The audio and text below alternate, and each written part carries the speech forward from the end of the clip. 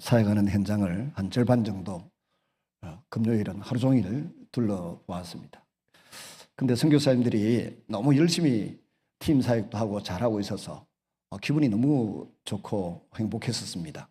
그런데 동행했던 저보다 서너 살 많은 연배에 계신 형님 목사님들이 계셨는데 피곤해 죽겠다고 그러는데 저는 어찌 힘이 나고 기분이 좋았는지 모릅니다.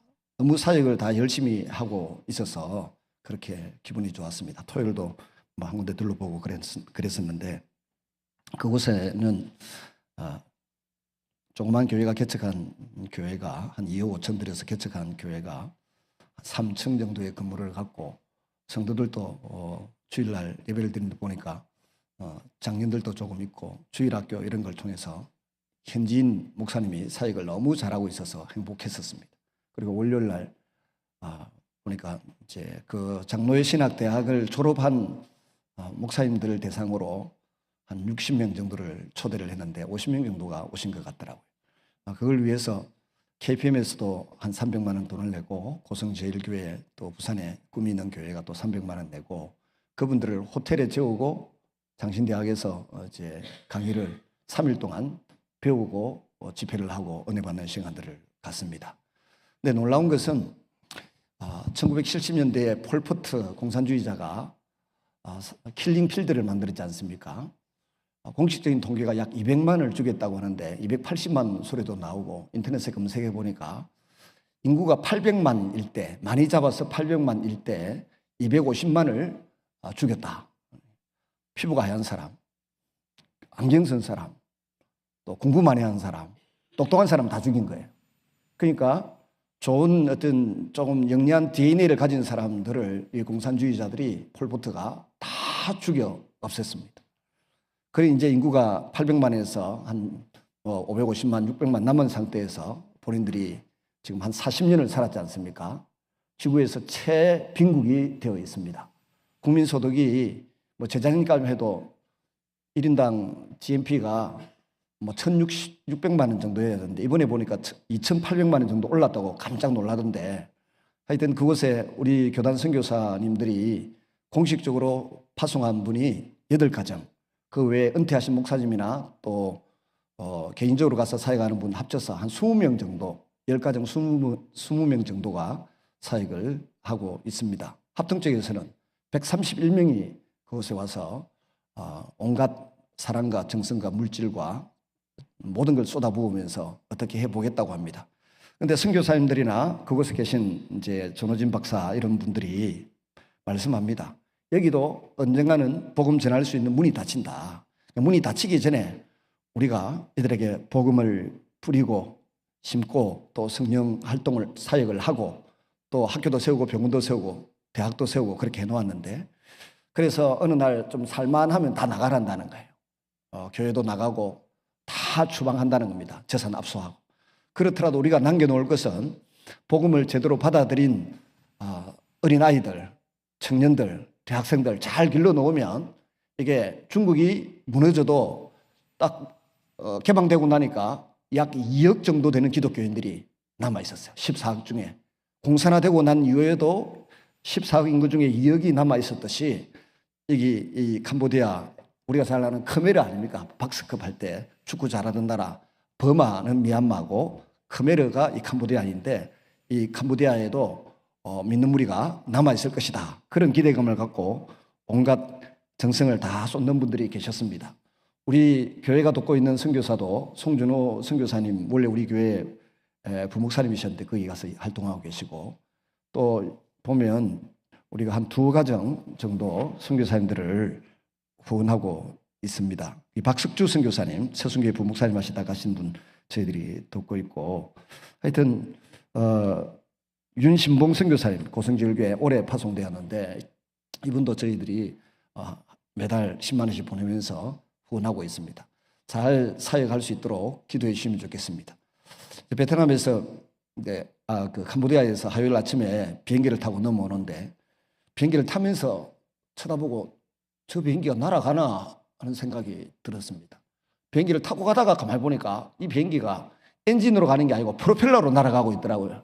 한 50명 탔는데 옆에 날개 옆에 앉았는데 보니까 프로펠러가 양쪽에서 뱅뱅 돌고 있는데 어찌나 겁이 나는지 20년 전에 안식년 나갔다가 인도네시아에서 말레이시아까지 말레이시아 페낭에서 인도네시아 자카르타까지 그 비행기를 타고 가면서 고생했던 기억이 20년 만에 떠오르는데 아직도 그 나라는 이번에 태국하고 전쟁을 할 때 보니까 전투기가 한 대도 없는 나라 캄보디아.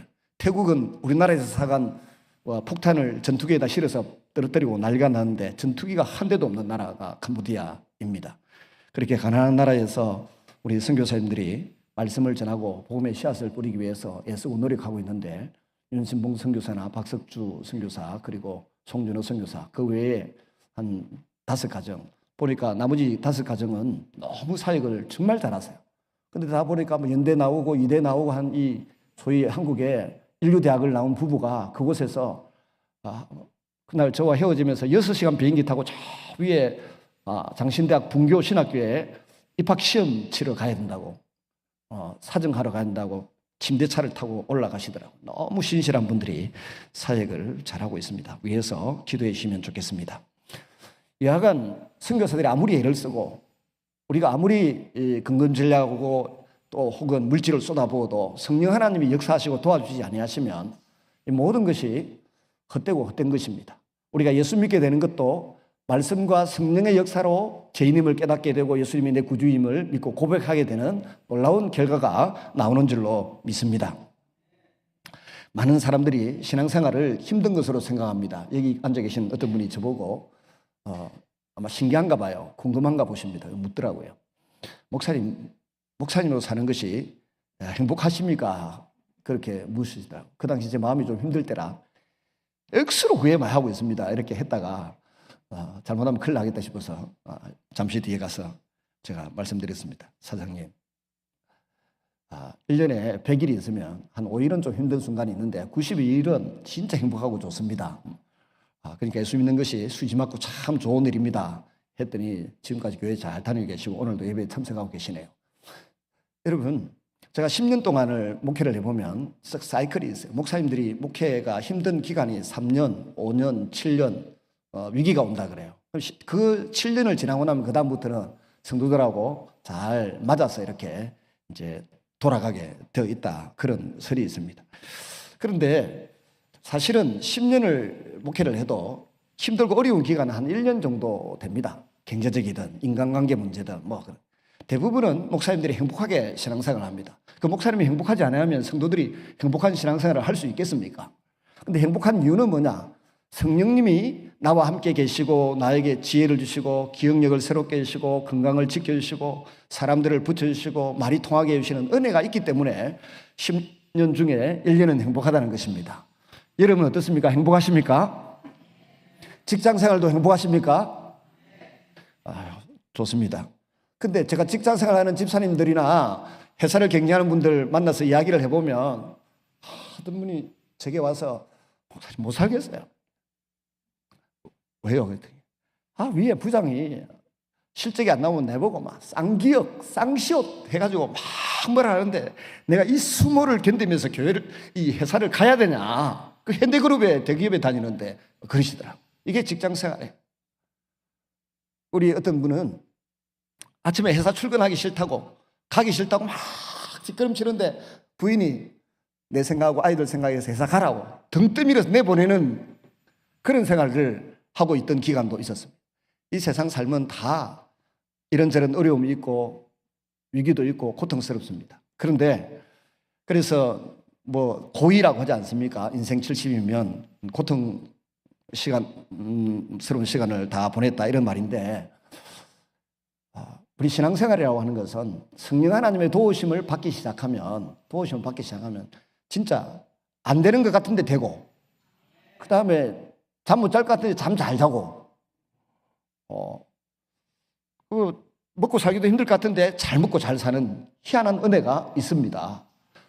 머리가 별로 안 좋아서 성경도 이해도 못하고 잘 믿지도 못할 것 같은데 이상하게 한글도 못 배운 사람이 한글을 성경 안에 있는 한글을 읽어대는 일이 일어나요.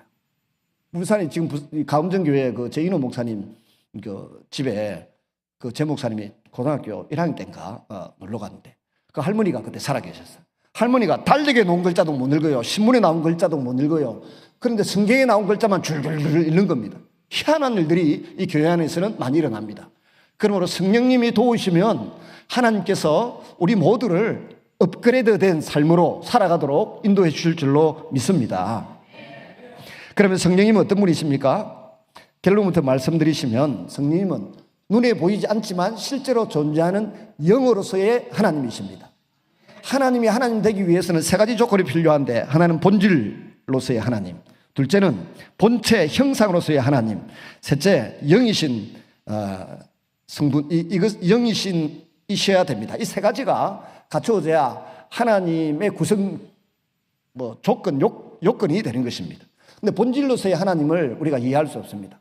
성경은 가르칩니다. 하나님은 편만하시다. 언제 어디서나 계시다. 이것이 성경의 가르침입니다.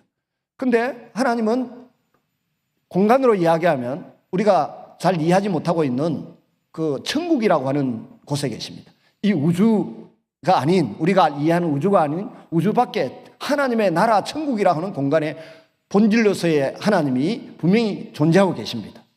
그러면 성자 하나님이신 예수님이 어떤 분이냐? 그 하나님이 우리 인간이 하나님을 잘 이해를 못하니까 하나님이 어떤 마음을 가지고 계시고 어떤 생각을 가지고 계신가를 알려주고 보여주기 위하여 오신 분이 성자 예수님이세요.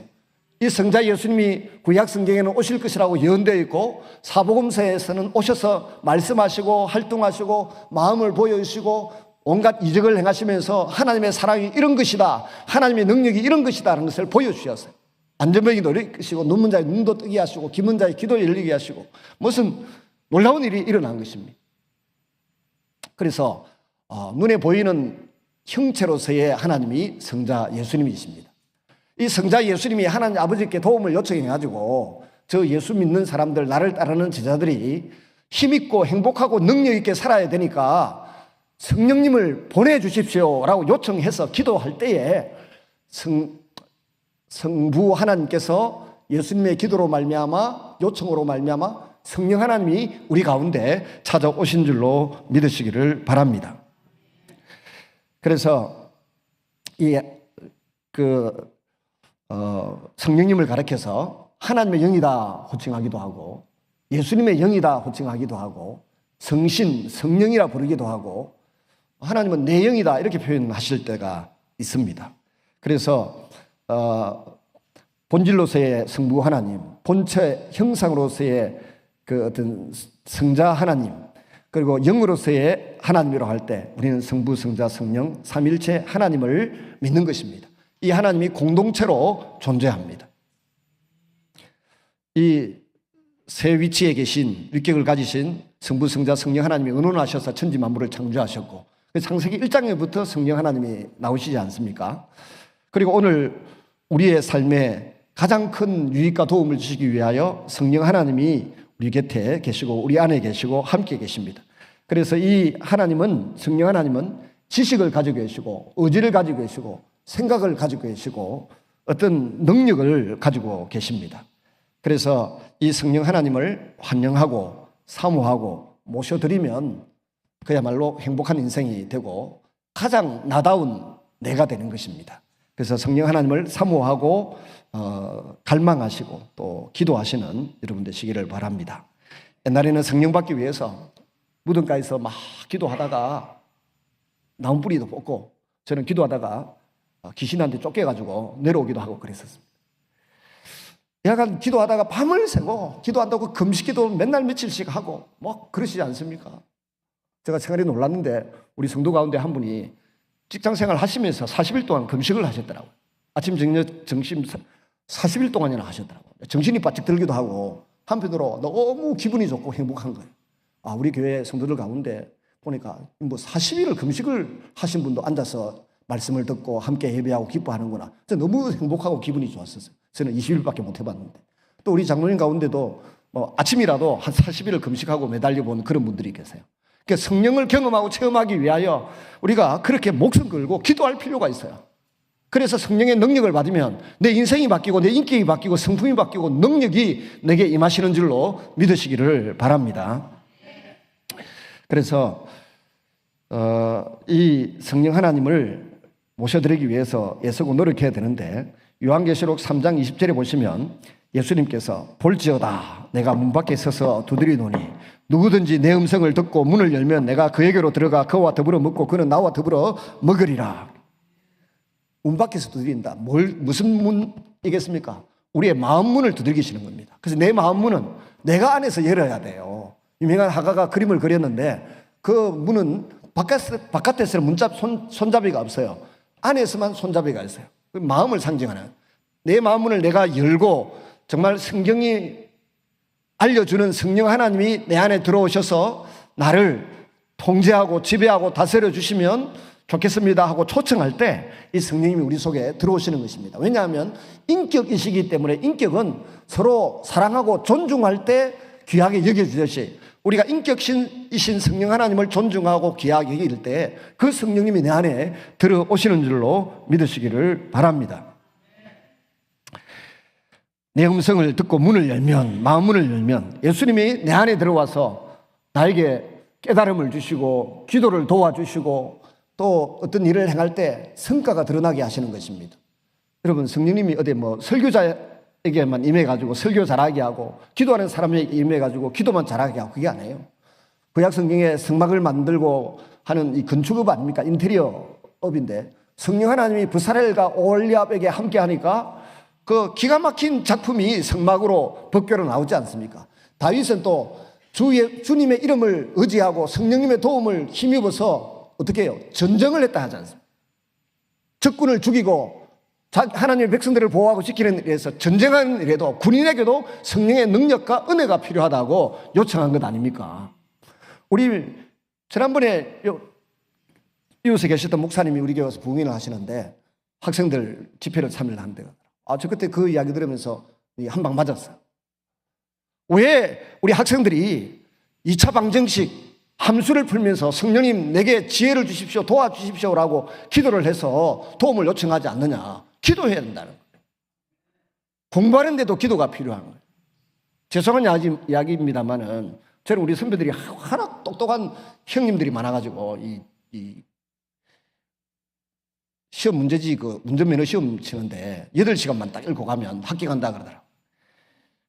저도 그만큼 머리가 안 되는 사람인데 8시간만 읽는다 해놔놓고는 한 6시간밖에 못 읽었어요. 그 시험 치러 가는데 어떻게 하면 좋나, 이게 8시간 읽어야 합격했는데 반도 못 읽고 가는 거예요. 반도. 시험 문제지를 반도 못 읽고 가니까 분명히 떨어지는데 저 부산에서 송도에서 요 옛날에 진동 그 고기가 이 죽음의 길 아닙니까? 그 길을 넘어서 진동에 면허 시험 치러 가는데 어떻게 하면 좋노 하고 투덜투덜 하면서 수업 빼먹고 나간다니까 다른 목사님 한 분이 지금 이제 저 우간다에 있는 김세현 선교사인데 그때는 신대원 2학년 때였어요. 남영 나이가 저보다 많았어요. 근데 남영 그래 가갖고는 떨어진다 반드시 내한테 딱 몇 가지 듣고 가면서 읽어보면서 가라. 그거 뭐 할게? 자기가 면허 시험에 가고 필기고사에 3번이나 떨어졌대. 이게 약간 안 되시는 분이라 3번이나 떨어졌대. 그러면서 떨어져 보니까 내가 무슨 문제 나오는지 안다. 그러면서 총책을 펴더니 빨간 줄을 팍팍팍 꺼주면서 이거 읽고 가라. 그러면 합격한다는. 가서 제가 6시간 공부하고 버스 안에서 공부하고 해갖고 한 번만에 82점 받아가 합격 안 했습니까? 그 성령님이 도와주셔가지고 그분이 도와주셔가지고 다시 공부해가지고 버스 안에서 읽고 가갖고 합격했다니까요. 반도문 읽고 가갖고. 성령 하나님은 좋은 사람을 붙여줘가지고 깨닫게 해주시고 배우게 해주세요. 제가 다른 사람을 위해서 막 기도하고 나면 남 아픈 게 내한테 몸에 와가지고 갔다 와서 막 아파하고 힘들어하고 괴로워하고 그러고 있는데 이웃에 있는 어느 목사님이 남 목사 그런 아픈 것이 묻어오지 않도록 기도하는 법이 있다는 거야. 그분이 40일 금식 기도를 하신 목사님이세요. 이웃 교회에 계시는데 그래서 제가 무릎 꿇고 가르쳐주세요 하니까 공짜로 안 되는데 그러시더니 할 수 없다. 사모하는 자에게는 공짜로 가르쳐줘야지. 그러면서 가르쳐주더라고. 그래서 그대로 기도하고 치유기도도 해주고 마치고 난 뒤에 그 기도를 하고 나면 아무렇지도 않아요. 아프지도 않는 거예요. 그전에는 다른 교회 부흥회하고 오면 일주일 내지 3일을 들어누워서 일어나지를 못했어요. 너무 힘들어서. 근데 그 뒤로부터는 아무렇지도 않더라고요. 그래서 성령 하나님이 성령의 사람을 만나게 해주시고 기도의 사람을 만나게 해주시고 가르침을 배우게 하는 거예요. 사업도 마찬가지입니다. 사업하는 분들이 좋은 선배를 만나고 형님들을 만나고 배워서 그 사업을 하고 그렇지 않습니까? 우리 교회도 어느 집사님이 어린이집 해가지고 좀 성공을 하니까 여기저기 막 어린이집 하는 사람이 보니까 5가정이 났어요. 5가정. 한 분도 없었는데 누가 이사 왔는데 어린이집애가 잘한다니까 그때부터 어린이집 하는데 5가정이나 하더라고요. 아직도 하고 계시는 분들 계세요. 사람을 붙여주시는 하나님의 은혜가 성령으로 말미암아 일어나는 줄로 믿고 야간 성령님을 사모하고 기대하시기를 바랍니다. 그러면 어떤 사람 마음속에 성령님이 들어오십니까? 그것은 바로 우리가 예수님을 나의 구주로 나의 하나님으로 영접할 때 성령님이 들어오십니다. 성령을 받지 않고는 예수님을 영접할 길이 없다는 뜻입니다. 성령님은 구원과 어떤 관계가 있습니까? 우리가 구원받는 유일한 길은 예수님이 십자가에서 죽으시고 부활하셨다는 사실을 믿는 믿음으로 구원받습니다. 그래서 성경에 반지가 하나 있다 그러면 그 반지에 제일 다이아몬드가 박혀있는 핵심 부분이 어디라고요? 요한복음 3장 16절 하나님이 세상을 이처럼 사랑하사 독생자를 주셨으니 이는 저를 믿는 자마다 멸망치 않고 영생을 얻게 하려 하심이니라. 저를 믿는 자마다, 즉 예수님이 나를 위하여 죽으시고 부활하신 것을 믿는 자마다 영생을 얻는다, 그 말입니다. 그런데 이 조건에 충족된 사람은 이미 성령을 받은 사람입니다. 성령을 받았기 때문에 그것을 믿는 믿음이 또 지식과 믿음이 생겨나는 것입니다. 물이 끓는다 하면 몇 도입니까? 100도이죠. 그러면 물이 끓는다 하면 100도입니다. 그럼 100도면 반대로 물이 끓는다는 말과 통합니다. 그래서 끓는다 100도 이걸 똑같다. 마찬가지로 예수를 믿는다, 성령 받았다. 성령 받았다, 예수를 믿는다. 같은 의미입니다. 이 같은 의미인 것을 염두에 두고 살 때 우리가 예수를 믿는다라고 하는 것은 우리 개인이 내리는 결단입니다. 이 결단이 구원받을 만한 결단인지 선언인지 하나님만 알 수 있습니다. 다시 말하면 믿음은 사람이 가져야 되지만 사람의 믿음이 진짜인지 가짜인지 평가하실 수 있는 분은 목사도 장로도 아니고 오직 하나님이십니다. 우리가 세례받을 때에 당회에서 목사와 장로님들이 질문을 합니다. 당신 진짜 예수 믿냐? 나름대로 판단해보지만 그래서 예수 안 믿는다 하면 세례를 안 주죠. 믿음이 생기거든 그때 세례 받아라 이렇게 저는 돌려보냅니다. 근데 진짜는 우리 사람 앞에서는 거짓말 할 수 있잖아요. 세례 받고 싶어가지고 네, 믿습니다 하고 세례 달라고 요청하는 사람이 있을 수도 있습니다. 근데 진짜 판단은 누가 한다고요? 하나님 아버지만 정확하게 판단할 수 있습니다. 그래서 우리가 가진 믿음이 하나님께서 보시기에 구원받을 만한 믿음이라고 하면 하나님께서 구원받았다는 보증으로 주시는 분이 성령 하나님이십니다. 고린도후서 1장 22절에 그가 또한 우리에게 인치시고 보증으로 우리 마음에 성령을 주셨느니라. 예수를 믿는다는 것은 우리가 구원을 받는 조건이라고 하면 성령을 받는다는 것은 우리가 구원받았다는 증거와도 같다는 것입니다. 그러면 성령을 받았는지 안 받았는지 어떻게 아느냐? 하나님을 진짜로 나를 낳으신 아버지라고 믿는 사람, 예수님이 내 인생의 진짜 주인이라고 고백하는 사람, 이 사람은 성령으로 말미암지 않고는 이런 일이 불가능하다는 것입니다. 고린전서 12장 3절에 나오는 말씀이죠. 아무도 성령으로 말미암지 않고는 예수님을 내 인생의 주인이다, 하나님을 아버지라고 부를 수가 없다는 것입니다. 그래서 성령 받은 증거는 하나님을 아버지라 부르면 또 예수님을 내 인생의 주인이라고 고백하면 나의 구주다고 고백하면 다 성령 받았다는 것입니다. 그러면 어떻게 받는가? 한마디로 기도함으로 받습니다. 기도함으로 받습니다.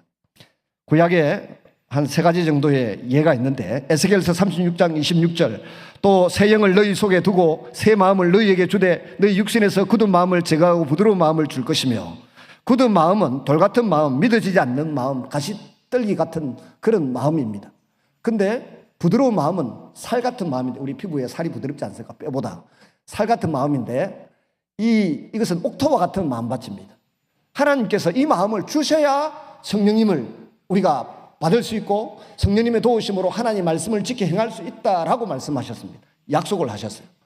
여기 보면 한 5가지 약속이 있어요.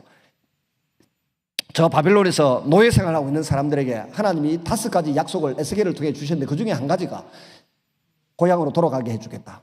그 다음에 맑은 물로 씻어서 죄 용서를 받도록 해주겠다. 그 다음에 새 마음을 주고 성령을 너희에게 주겠다. 죄를 믿게 보고 가정이 이고 싫어하는 마음이 일어나도록 해주겠다. 옛날에 마약을 즐겼는데 그게 하나님 앞에 죄가 된다 생각하니까 마약은 다시는 쳐다보지도 않겠다. 이게 담배를 절겠는데 이게 뭐 죄는 아니지만 내 몸을 해치는 것이고 내 가족을 해치는 것이다 생각하니까 이건 두 번 다시 피우지 않겠다는 마음이 막 들도록 성령님이 도와주신다는 것입니다. 죄를 정화하는 마음이 생긴다. 그 다음에 먹고 사는 문제를 해결해 주겠다는 약속이 있어요. 에스겔서 36장 22절에서부터 36절까지 나오는 말씀이에요. 그리고 37절에 결론을 말해놨는데 이렇게 약속했을지라도 너희가 간구하여야 이루어질지라. 성령은 기도할 때 우리 가운데 임하신다고 약속하신 줄로 믿습니다. 그래서 기도해야 돼요. 새벽에도 기도하고 저녁에도 기도하고 금식도 하고 때로는. 요엘서 2장 28절에서 29절 말씀을 한번 보겠습니다. 그 위에 내가 내 신을 만민에게 부어주리니 너희 자녀들이 장래일을 말할 것이며 너희 늙은이는 꿈을 꾸며 너희 젊은이는 이상을 볼 것이며 그때에 내가 또 내 신으로 남종과 여종에게 부어줄 것이며. 이게 베드로가 사도행전 2장에서 순서는 약간 바꾸었습니다만 설교를 하죠. 젊은이들은 예언할 것이요 늙은이는 꿈을 꿀 것이고 젊은이들은 환상을 볼 것이다. 성령이 임하면. 근데 그 앞부분 요엘서 1장에서 2장의 앞부분을 보면 어떤 약속이 나와 있어요? 기도할 때 이루어주겠다고 했어요. 그것도 공동체가 기도할 때 이루어주시겠다고 했어요. 메뚜기 종류 4종류가 먹어 없애버리는데 팥종이, 너치, 항충 뭐 다 없애버렸는데 그래서 헌금 드릴 돈도 없고 먹고 살 것도 없고 완전히 나라가 망하게 되고 백성들이 망하게 되었다는 겁니다. 그때 젖먹이는 아이 전쟁터에 나가지 말라고 했던 신랑 신부도 전부 나와서 성회로 모이고 금식하고 기도할 때 손해본 횟수대로 팥종이, 메뚜기, 너치, 항충이 먹어버린 횟수대로 갚아주겠다라고 약속을 했어요. 그 다음에 나오는 말씀이 요엘서 2장 지금 28절, 29절 말씀이에요. 그러니까 온 백성들이 하나님 앞에 금식하고 은혜를 구하고 도움을 청할 때 성령 하나님의 역사가 나타나는 줄로 믿습니다. 우리 선한열매교회도 한 20년 전에 우리 중고등부 아이들이 어디 500여 캠프에 대학에 사는 500여 캠프에 호서대학인가 어디에 보내놨더니 성령 하나님을 경험하고 왔어요. 그리고는 8월 15일 날 하루 종일 아이들이 새끼를 금식하고 울며 불며 기도를 해서 왔더라고요. 저도 그 무렵에 어디 산에 들어가서 20일을 금식하고 내려왔어요. 그리고 그 해 1월 달인가 우리 교회에 성령 하나님 역사가 나타나기 시작하는데 여러분이 들어본 기적은 다 일어났다고 보면 됩니다. 눈을 뜨고 귀머리가 길을 열고 버거리가 말하게 되고 놀라운 일들이 많이 일어났습니다. 그리고 안 믿는 사람이 믿게 되고 성경을 교회 처음 나온 남자들이 성경을 1년에 5번씩 6번씩 읽는 일들이 일어나고 그랬습니다. 기도할 때 성령의 역사가 우리 가운데 임하는 줄로 믿습니다. 쉬었던 분은 다시 새벽에 기도하십시다. 저도 주일 빼고는 월요일부터 토요일까지 새벽 기도를 쉬지 않을 것입니다. 금요일에도 기도하고 1시간 기도하고 내 빼고 도망가지 말고 죽으라고 기도해서 성령의 능력을 받을 때 우리가 과거에 경험했던 놀라운 역사를 부흥을 경험하게 될 줄로 믿습니다. 그러면 사업도 잘 됩니다. 그러면 돈도 법니다. 건강도 회복합니다. 아이들이 부모님 말씀에 순종합니다. 때려도 안 듣습니다. 근데 말씀이 들어가고 성령의 역사가 그 마음에 일어나면 아이들이 죄에서 자유케 되고 중독에서 자유케 되고 해방되어서 제대로 된 하나님의 자녀들이 됩니다. 과거에 일어났던 그 놀라운 은혜를 다시 사모할 수 있기를 바랍니다. 오늘 우리가 요한복음 14장 16절을 볼 수 있는데 내가 아버지께 구하겠으니 그가 또 다른 보혜사를 너희에게 주사 영원토록 너희와 함께 있게 하시리니. 성령을 한번 받은 분은 성령님이 떠나지 않습니다. 영원토록 그분께서 우리와 함께하고 계시는 줄로 믿습니다. 16장 13절에 그러나 진리의 성령이 오시면 그가 너희를 모든 진리 가운데로 인도하시리니 그가 스스로 말하지 않고 오직 들은 것을 말하며 장래 일을 너희에게 알리시리라. 사도행전 1장 4절에 이것이 얼마나 중요했으면 예수님이 하늘나라로 올라가시기 전에 구름 타고 승천하시기 전에 사도행전 1장 4절에 사도와 함께 모이사 그들에게 분부하여 이르시되 예루살렘을 떠나지 말고 내게 들은 바 아버지께서 약속하신 것을 기다리라. 약속하신 것이란 바로 성령님을 가리키는 것입니다. 그리고 이어서 말씀하셨습니다. 오직 성령이 너희에게 임하시면 너희가 권능을 받고 예루살렘과 온 유대와 사마리아와 땅 끝까지 이르러 내 증인이 되리라. 예언적 선언이죠. 성령을 받으면 능력이 다이나마이트가 생깁니다. 능력이란 말이 다이나마이트에서 헬라어 그 다이너마이트의 어원이 거기에서 나온 것입니다. 능력이 폭발력이 일어나는 것입니다. 성령이 임하시면 우리에게 어떤 일이 일어날까요? 첫째, 하나님이 믿어집니다. 하나님이 계신지 안 계신지 잘 안 믿어집니다. 이유는 아담과 하와가 범죄해서 그 영혼이 죽어버렸습니다. 영혼이 죽어버리는 순간 하나님과 대화가 통하지 않습니다. 죄를 짓고. 그래서 말이 안 통하는 겁니다. 근데 성령님이 우리에게 찾아오시면 그 죽은 영혼이 살아나서 하나님의 음성을 듣게 되고 하나님의 뜻을 분별하게 되고 하나님의 말씀을 이해하게 되는 놀라운 일이 일어납니다. 그래서 에베소서 2장 1절에 이런 말씀이 있어요. 너희가 죄와 허물로 죽었던 너희라는 표현이 있어요.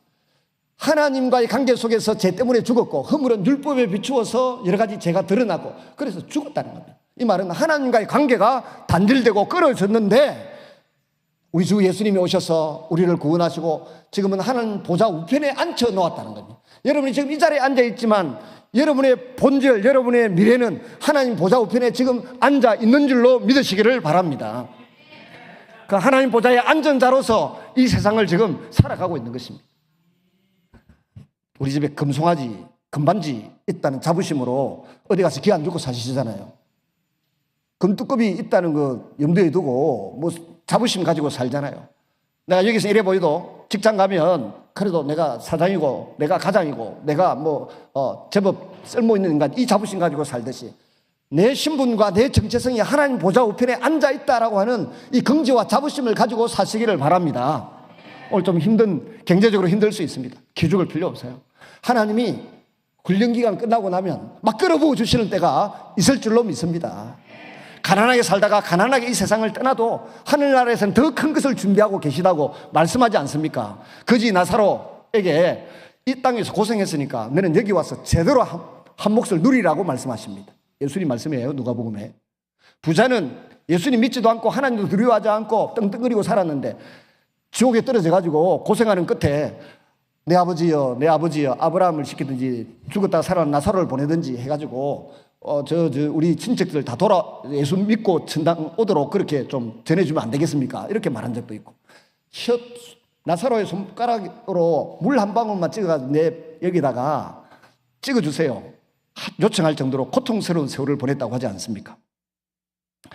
부자는 하나님 모르는 부자는 그렇게 살았습니다. 근데 성경의 인물들을 보면 다 풍요롭게 살았어요. 가난하게 산 사람도 있지만 그래서 예수님 제대로 믿고 성령의 능력을 받으면 나에게 있는 능력이 자꾸 업그레이드 되어서 놀라운 일이 일어나는 줄로 믿으시기를 바랍니다. 확신하시기를 바랍니다. 그러면 됩니다. 근데 아무것도 안 하고 가만히 있으면 정말 사람들이 참 힘들게만 삽니다. 나이 들어서 치매에 안 걸릴 수 있는 방법이 두 가지가 있대요. 사랑의 옥하님 아니고 지금 있는 오정현 목사님이 그런 이야기를 치매 안 걸릴 방법 딱 두 가지인데 하나는 영어 회화를 공부하는 것이다. 또 하나는 성경 공부를 하는 것이다 그러더라고요. 둘 중에 하나를 선택해가지고 열심히 하시기를 바랍니다. 그럼 치매 안 걸린대.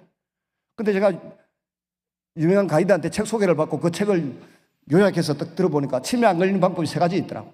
하나는 운동을 많이 하는 거. 또 하나는 적포도주에 있는 무슨 성분 영양제를 먹는 거. 또 하나가 뭐더라? 쉬운 건데. 간헐적 단식을 하는 거.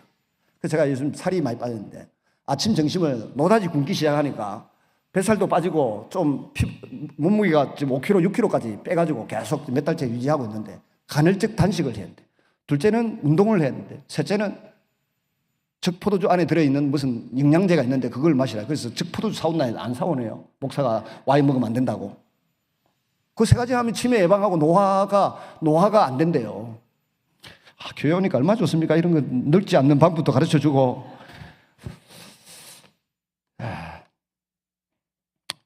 그래서 죽은 우리의 영혼이 성령님이 들어오심으로 우리의 하나님과의 관계가 다시 회복되고 우리의 영이 살아나서 하나님 말씀을 잘 이해하게 되고 자기가 하고 있는 관심 있는 분야에 나름대로 업그레이드 되는 역사가 나타나는 것입니다. 제가 이제 목사님들 모였을 때 가서 종종 이야기를 합니다. 요한계시록 5장 9절 10절 이야기하면서 어린 양 되신 예수님이 우리를 핏값으로 사셔서 하나님께 드리셨으니 나라와 세상으로 삼으셨고 저희가 이 땅에서 왕노릇 하려다. 왕노릇의 의미가 뭐냐? 다 대통령 나는 소리가 아니고 자기 분야에서 최고의 전문가가 될 수밖에 없다라고 말씀하는 거예요. 하나님의 영으로 충만해지면 자기 직장, 자기 분야에서 최고가 될 수 있다는 것입니다. 그야말로 슈퍼 엑스퍼트가 될 수 있다는 겁니다. 그래서 폼 잡고 살 수 있는 그리스도인들이 왜 기죽고 사느냐고요. 왜? 기죽고 사지 마시고 성령님을 사모하시고 받으셔서 능력 있는 삶을 사시기를 바랍니다. 두 번째는 하나님의 자녀가 되는 은혜가 임합니다. 로마서 8장 15절에 너희가 다시 무서워하는 종의 영을 받지 아니하고 양자의 영을 받았으므로 아바 아버지라 부르시느니라. 세 번째는 성령을 받을 때 우리의 마음속에 참다운 평강과 기쁨이 찾아옵니다. 저 사람 왜 저리 웃고 다니나? 교회 다니는 사람들은 내 인상 안 쓰고 웃고 다니나? 이런 말이 나올 수 있을 정도로 마음의 평강과 기쁨이 임하게 되는 것입니다. 오해를 받아도 기쁘고 돈이 없어도 기쁘고 잠을 못 자도 기쁘고 잠 잘 자고 이런 일들이 성령 충만한 사람에게 일어납니다. 그 은혜가 여러분에게 임하시기를 바랍니다. 그래서 성령 받는다고 하는 것은 기독교 신앙생활에서 이렇게 중요한 것입니다. 인격체이시기 때문에 간절히 사모하는 자들에게 임하십니다. 오순절 마가요한의 다락방에서 성령님이 임하실 때에도 120명의 제자들이 모여서 합심하여 기도하고 있을 때 임했습니다. 10일 정도. 우리도 이 귀한 성령을 받기 위해서 진심으로 사모하시기를 바랍니다. 오늘 우리 믿는 성도들 개개인들에게 성령님이 해주시는 일이 뭔지 살펴보겠습니다. 주보의 목장 모임에 가로 많이 비워놨는데 거기에 대한 답들입니다. 첫째, 증거해 주십니다. 성령님께서 우리 심령 가운데 들어오셔서 우리들에게 증거하는 일을 해주시는데, 즉 예수님이 어떤 분인지 증거해 준다는 겁니다. 성령님을 감동으로 예수님에 대한 증거입니다. 요한복음 15장 26절에 내가 아버지께로서 너희에게 보낼 보혜사 곧 아버지께로서 나오시는 진리의 성령이 오실 때 그가 나를 증거하실 것이요. 귀신 들려 있는 사람들 보신 적 있지 않습니까? 눈에 보이게 들어있는 사람도 있고 눈에 보이지 않게 들어있는 사람도 있습니다. 근데 예수가 믿어진다고 하는 것은 그 다른 영이 쫓겨나가고 성령님이 들어오셔서 예수님이 나의 구주로 하나님으로 믿어지는 것입니다.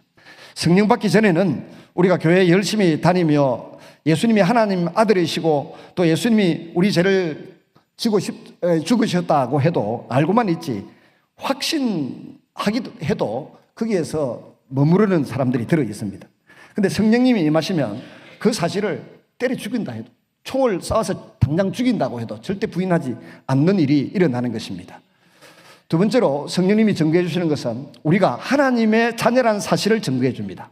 로마서 8장 16절에 성령이 친히 우리 영으로 더불어 우리가 하나님의 자녀인 것을 증거하나니, 성령님이 우리가 하나님의 자녀인 것을 스스로 알도록 합니다. 여러분 생이 고달프고 힘들 때 하나님 어디 있노? 안 믿을란다 하고 영어 ABCD C자 쓰고 막 D도 쓰고 막 그 쌍소리 쌍기역도 하는 사람이 있을 수 있습니다. 근데 성령님이 임한 사람은 자기 인생에 가장 고달프고 힘이 들 때 어딘가에 무릎을 꿇고 어딘가에 들어누워서 하나님 아버지 내 모양이 이 모양 이 꼴입니다. 와서 도와주세요라고 매달려 기도하게 되어 있습니다. 그런 순간들을 수없이 경험하는 것이 목회자의 삶입니다. 내 힘으로 안 돼요. 내 돈으로 안 돼요. 내 지식으로 안 돼요. 내 성질로도 안 돼요. 내 고집으로도 안 돼요. 내 자존심으로도 안 돼요. 하나님 나는 완전히 두 손 두 발 다 들었으니까 오셔서 죽이든지 살리든지 망하게 하든지 흥하게 하든지 마음대로 하세요.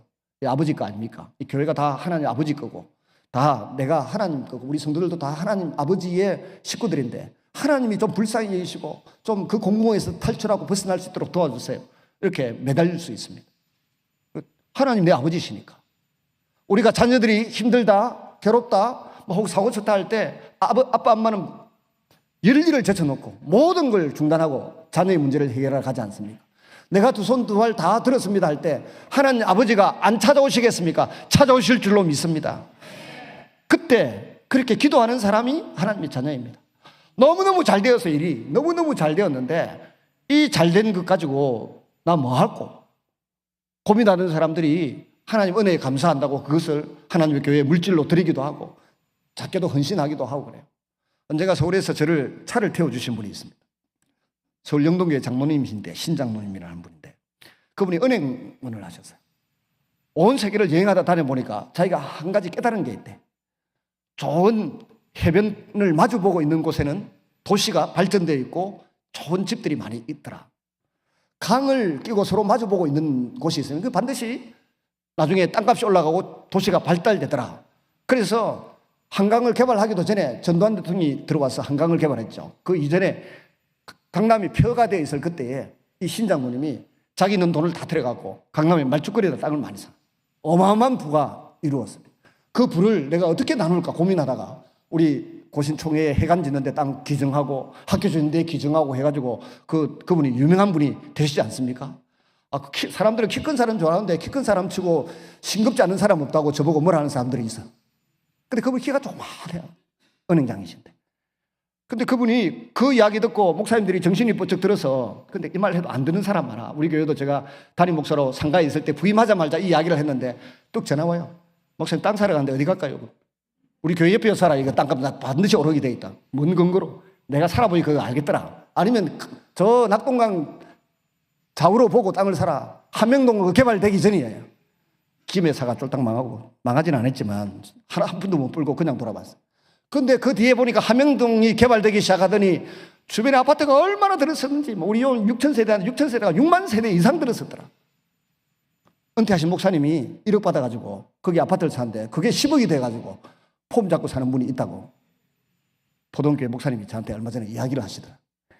여러분, 살다 보면 하나님이 그런 사람도 만나 계시고 그런 길도 열어주시고 놀라운 일들이 일어납니다. 그래서 자꾸 하나님의 도우심을 청하고 교회 중심으로 살고 좋은 믿음의 선배들 중심으로 살면 하나님이 살 길을 열어주십니다. 그 은혜를 사모하십시오. 그래서 좋을 때에도, 성공하고 좋을 때에도 이 성공을 하나님이 주셨다 하는 것을 깨닫고, 그 신장로님 같은 분은 그 은혜를 온 세상에 나누었지 않습니까? 여러분도 살아가다가 좋은 일이 있을 때는 목장에 있는 식구들 또 교회 성도들과 함께 나누실 수 있기를 바랍니다. 그 다음 성령님께서 하시는 두 번째 일은 모든 것을 가르치고 모든 주님의 말씀을 생각나게 해주십니다. 보혜사, 오늘 본문에 요한복음 14장 26절에 보혜사 곧 아버지께서 내 이름으로 보내실 성령, 그가 너희에게 모든 것을 가르치고 내가 너희에게 말한 모든 것을 생각나게 하리라. 이 모든 것을 가르친다는 것은 문자 그대로 오만 거 다 가르친다는 표현이 아니라 때로 인도하시지만 예수님이 내 인생의 모든 것이라는 것을 알려주신다는 그런 뜻입니다. 예수님이 내 인생의 ABCD, EFG, Z까지 다 된다라고 하는 사실을 깨닫게 해주십니다. 두 번째는 성령님은 주님의 말씀을 생각나게 해주십니다. 결정적인 순간에 우리의 기억력이 사라지고 희미해져 가고 있지만은 결정적인 순간이 되면 하나님의 말씀이 우리 머릿속에 떠오르고 기억나게 해주신다는 것입니다. 세 번째는 우리를 책망해 주십니다. 죄에 대해서 깨닫지 못하는 사람이 죄를 깨닫게 되는 일이 일어납니다. 아이들 아무리 뭐라 해도 반성하고 회개 안 합니다. 손바닥을 때려도. 근데 성령님이 임하시면 아빠, 엄마 내가 잘못했어요 하고 깨닫고 반성하고 회개하고 돌아오게 되어 있습니다. 성령님이 죄인됨을 깨닫게 해서 예수님만을 믿고 의지하도록 만들어줍니다. 어린 아이들이 깨닫고 통해 자복하는 일들이 많습니다. 네 번째, 성령님은 우리를 진리 가운데로 인도하십니다. 이 진리란, 진리의 성령이 오시면 그가 너희를 모든 진리 가운데로 인도하시니, 진리가 무엇이고 누구입니까? 요한복음 14장에 보면 나는 길이요 진리요 생명이니라. 예수님 자신이 진리입니다. 그래서 성령님은 우리를 예수님께로 자꾸 데려가십니다. 예수님께. 우리 교회도 이상한 일 생기면 자꾸 성도님들이 아픈 아이나 아픈 사람 데리고 현장에 다리가 부러져도 데리고 저한테 자꾸 오더라. 어떤 사람은 기도하면 부러진 다리가 붓기도 하고, 전에 우리 집사님 집 아이는 무릎 뚜껑이 열이 돌아가는데 병원을 쫓아 안 가고 목양실로 쫓아 성탄 크리스마스 율동 준비하다가 이게 무릎이 나간 거예요. 무릎 뚜껑이 열이 돌아갔어. 보고 하니까 내려갔더니 초등부실에서 무릎 뚜껑이 열이 가네. 자꾸 기도를 하니까 이 무릎 뚜껑이 가만히 지 혼자서 돌아오는 거예요. 지 혼자서.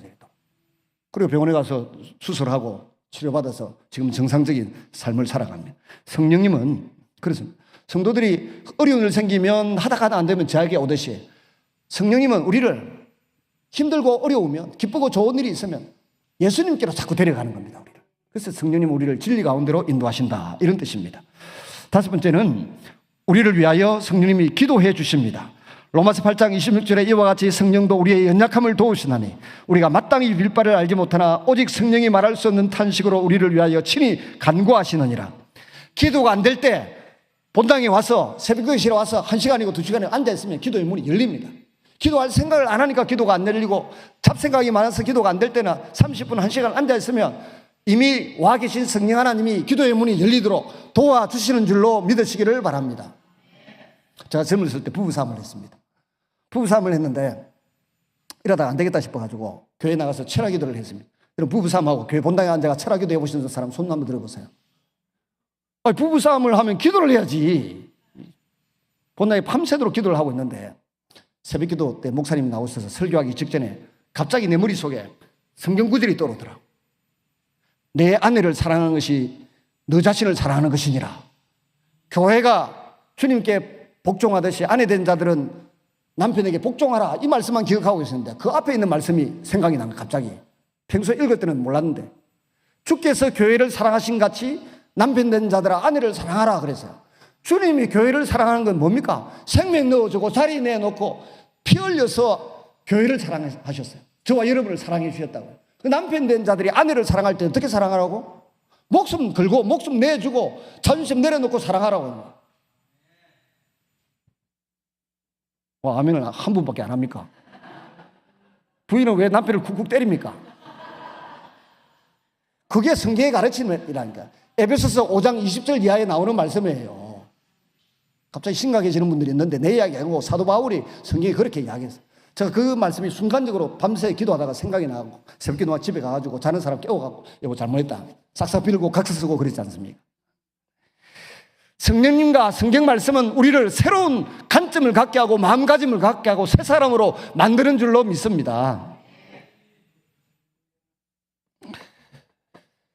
기도 제목을 제대로 우리 잡을 수 모르는 우리들인데 성령님이 기도 하나님 뜻에 부합되는 기도를 할 수 있도록 도와주신다는 것입니다. 마지막으로 능력을 주십니다.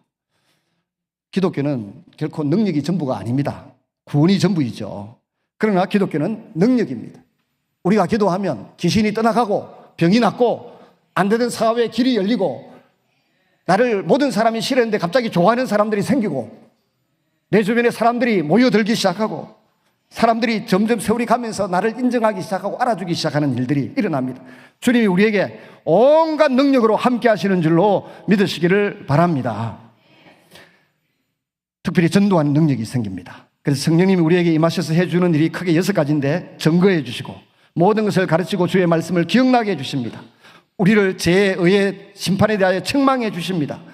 우리들을 진리 가운데로 인도해 주십니다. 우리를 위하여 기도해 주십니다. 우리들에게 능력을 부어주십니다. 우리에게 무엇이 필요하겠습니까?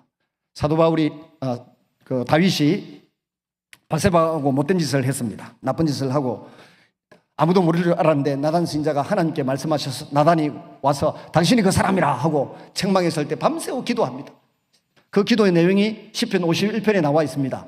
시편 51편에 다윗이 몇 가지 이야기하는데 제일 중요한 게 뭡니까? 나는 엄마 뱃속에서부터 죄인으로 잉태되었고 죄인으로 태어났다. 기회가 주어지니까 죄인인 것이 직발되고 드러났을 뿐입니다. 이 고백을 합니다. 그 다음에 11절에 보면 자기에게 좋은 아내도 있고 자식도 있고 자기를 위해서 대신 목숨을 건 장수들도 있었고 금은 보화가 많이 있었지만 그가 놓치지 말아야 될 것이 하나 있었습니다. 뭡니까? 주여 성령을 따라합니다. 주여 성령을 내게서 거두지 말아 주소서. 다윗이 성령 떠나면 자기 인생 끝인 것을 알았습니다. 목사인 저 말입니다. 성령 떠나면 끝입니다. 제가 지금까지 어디 가서 사역해가지고 이번 주 캄보디아에서처럼 아무런 일도 안 일어나는 건 처음 봤습니다. 강의하고 설교할 때 아멘은 잘 하더만 한 사람도 낫는 사람 없고 기도받겠다고 나오는 사람 없고 차 타고 나오는 데 쫓아나와가지고 뭐 제가 아들 아픈데 기도해달라고 한 사람이 있어도 어떤 일도 일어나지 않았습니다. 제가 그 사실대로 이야기해요. 전에 어느 교회 갔는데 예배 중에 팔이 퉁퉁 부어 있는 사람이 쑥쑥쑥쑥 나와가지고 목소리 더 나왔어요. 그 건 외에는 그 교회는 아무 이적도 안 일어났어요. 근데 간 교회마다 대부분의 놀라운 일들이 일어났는데 이번에는 아무 일도 안 일어나더라고요. 저 무슨 반성합니까?